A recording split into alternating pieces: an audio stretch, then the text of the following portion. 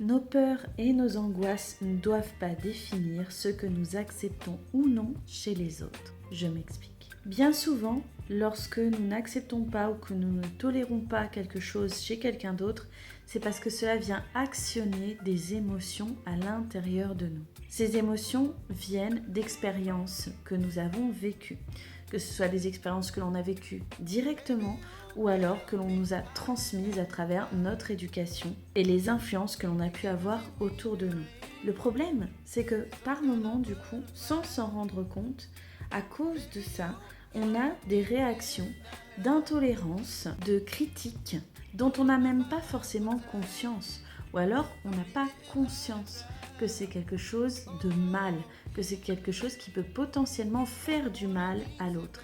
Et c'est là qu'il faut absolument stopper ça.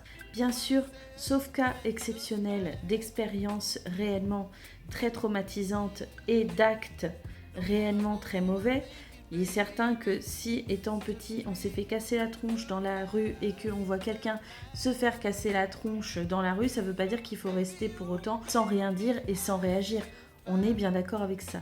Je parle plus de tolérance, de comment les autres vivent. Par exemple, une personne très maniaque peut avoir tendance à avoir même du mal du coup à aller chez des personnes qui ne sont pas dans la même énergie, chez qui ça va être plutôt bordélique ou quoi. Et c'est là que c'est bien dommage en fait, parce que du coup cette personne risque de se priver de bons moments qu'elle pourrait passer malgré tout, parce que la personne chez qui elle va ne correspond pas à ce que elle juge comme étant un bon intérieur. Et cela peut s'appliquer à beaucoup de domaines de la vie. Tout ce qui est intolérance, finalement, ça vient de quoi? Ça vient du fait que ça actionne à l'intérieur de nous des émotions et des expériences que l'on a vécues.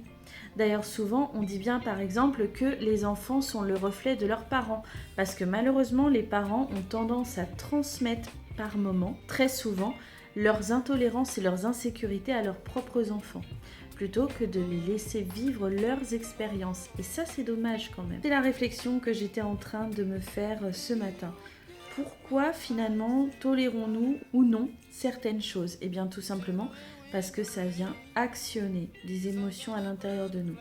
Et je pense qu'à l'avenir, plutôt que d'avoir des réactions d'intolérance, de haine, de méchanceté, la première chose à faire, c'est de se demander, est-ce que c'est si grave? Est-ce que c'est si grave que quelqu'un d'autre ne vive pas de la même manière que moi? Est-ce que c'est si grave que l'autre personne ne corresponde pas à mes attentes? Est-ce que c'est si grave que l'autre en face ne soit pas dans le même style?